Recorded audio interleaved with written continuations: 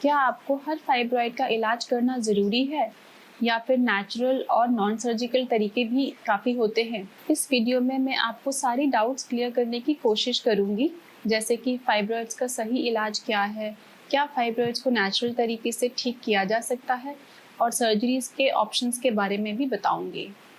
Fibroids 70% महिलाओं में पाया जाता है और ये 40% महिलाओं में कोई सिम्टम्स नहीं करता। एसिम्टोमेटिक छोटे फाइब्रॉइड्स को इलाज की ज़रूरत नहीं होती। कुछ ऐसी कंडीशंस होती हैं जिसमें हम फाइब्रॉइड्स का इलाज करना ज़रूरी समझते हैं, जैसे कि अगर कोई आपको फाइब्रॉइड रिलेटेड सिम्टम्स हैं, जैसे कि एक्सेसिव ब्लीडिंग होना, पीरियड प्रॉब्लम, साइज़ में बहुत ज़्यादा बड़ा हो जाना या फिर काफ़ी तेज़ी से इसका साइज़ इंक्रीज़ होना, जिसमें हमें कभी कभी डर लगता है कि कोई कैंसरस चेंजेस ना हो रहे हों। जनरली फाइब्रॉइड जो होता है उसमें वो नॉन कैंसरस होता है और कैंसर होने की संभावना बहुत कम होती है। इसके ट्रीटमेंट के लिए there are few non surgical treatment and surgical treatment. जो नॉन सर्जिकल ट्रीटमेंट्स में है उसमें हम कुछ डाइटरी चेंजेस के बारे में बात करेंगे, जैसे कि जो food which is low in refined sugar, low in red meat, उनमें फाइब्रॉइड की संभावना कम देखी गई है। आपको lots of fresh fruit and fresh vegetables का इंटेक करना चाहिए, जो कि नॉन इन्फ्लेमेटरी फूड होते हैं, जैसे कि green leafy vegetables, berries, nuts, seeds, जो कि आपके हेल्दी वेट को मेंटेन करते हैं, जिसकी वजह से फाइब्रॉइड्स होने के चांसेस आपके कम होते हैं। कुछ विटामिन्स हम देते हैं, जैसे कि हैवी ब्लीडिंग की वजह से अगर हीमोग्लोबिन आपका कम हो रहा है तब हम आयरन देते हैं ताकि आपका हीमोग्लोबिन लेवल अप हो सके। कुछ स्टडीज ऐसी भी आई हैं जो कि बताती हैं कि vitamin D supplement they helps in reducing the risk of fibroid formation. Stress management आपकी ओवरऑल हेल्थ की इम्प्रूवमेंट करता है। कुछ मेडिकल मेथड्स होते हैं, जैसे कि ट्रेनिक्सेमिक एसिड नाम की दवाई होती है जो कि पीरियड्स के दौरान ही ली जाती है, जिससे पीरियड का फ्लो लेस हो जाता है। कुछ हार्मोन्स की दवाई होती है, जैसे कि आपको रेगुलर इंटरवल पे लेना चाहिए। वो हार्मोन्स की वजह से फाइब्रॉइड की ग्रोथ थोड़ी सी स्लो हो जाती है। एक डिवाइस होती है जिसको हम मेरेना कहते हैं, उसको हम यूट्रस के अंदर डाल देते हैं, उससे कुछ हद तक फाइब्रॉइड की ग्रोथ को रिड्यूस किया जा सकता है। बट हम इसको उन्हीं यूट्रस में डालते हैं जिसकी यूट्रस की अंदर की सरफेस क्लीन होती है, वहाँ पे कोई फाइब्रॉइड या सबम्यूकोजल फाइब्रॉइड नहीं होता। कभी कभी मेरेना इंटरमेंस्ट्रुअल ब्लीडिंग करता है, जैसे कि 2 पीरियड्स के बीच में हल्की फुल्की स्पॉटिंग हो जाती है। That is the only side effect of Mirena. एक दवाई होती है जिसको हम मेफिप्रिस्टिन कहते हैं, जिसे हम लगातार 3 मंथ्स तक देते हैं। उसके बाद फिर अल्ट्रासाउंड करके हम previous ultrasound and this new ultrasound से फाइब्रॉइड का साइज को कंपेयर करते हैं कि कितना रिड्यूस हुआ है।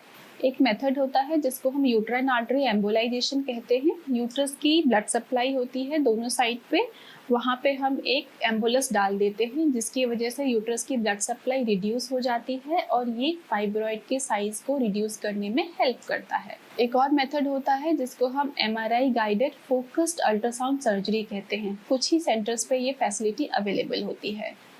अब हम सर्जरी के बारे में बात करते हैं।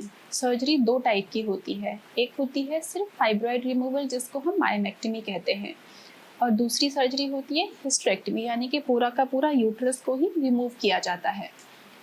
जो मायोमेक्टमी होती है वो 3 तरीके से हम कर सकते हैं। एक होती है हिस्ट्रोस्कोपिकली, मतलब यूट्रस के अंदर हम नीचे से ही जाते हैं थ्रू ए इंस्ट्रूमेंट कॉल्ड हिस्ट्रोस्कोप, और उसके थ्रू हम फाइब्रॉइड को रिमूव करते हैं, जो वेजाइनली होती है और यूट्रस के ऊपर कोई कट भी नहीं लगता।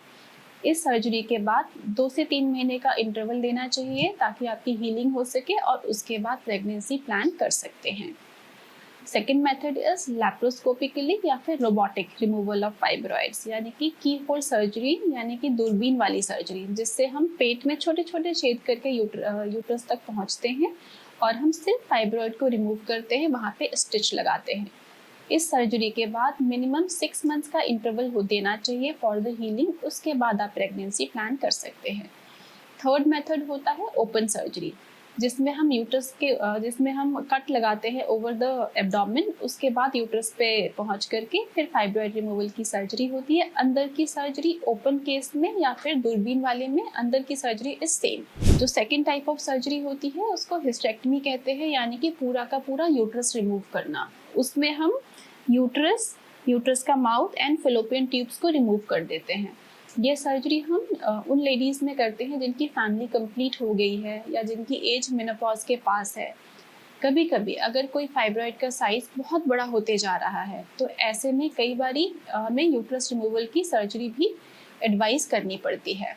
ओपन सर्जरी करनी है या की होल सर्जरी करनी है, ये डिसीजन आपको अपने डॉक्टर के ऊपर छोड़ना चाहिए, क्योंकि वो आपके लिए बेस्ट डिसाइड कर सकते हैं।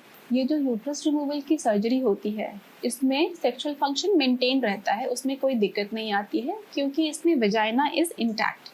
सिर्फ यहाँ से यूट्रस आपका रिमूव करते हैं, दिस वजाइना इज इंटैक्ट, तो सेक्सुअल फंक्शन में कोई प्रॉब्लम नहीं होती है। आपको अब फाइब्रॉइड के इलाज के सभी तरीके समझ आ गए हैं, लेकिन याद रखिए हर महिला के लिए इलाज अलग हो सकता है। इसलिए अगर आपको कोई सिम्टम्स दिखाई दे रहे हैं या आपको अपनी हेल्थ को लेकर कोई डाउट है तो देर मत कीजिए, अपने डॉक्टर से कंसल्ट करें। अगर ये वीडियो हेल्पफुल लगा हो तो इसे ज़रूर शेयर करें ताकि और भी महिलाएं अपनी हेल्थ के बारे में अवेयर हो सकें। चैनल को सब्सक्राइब करना ना भूलें ताकि आपको मेरे सभी अपकमिंग हेल्थ टिप्स सबसे पहले मिल सकें। Thank you.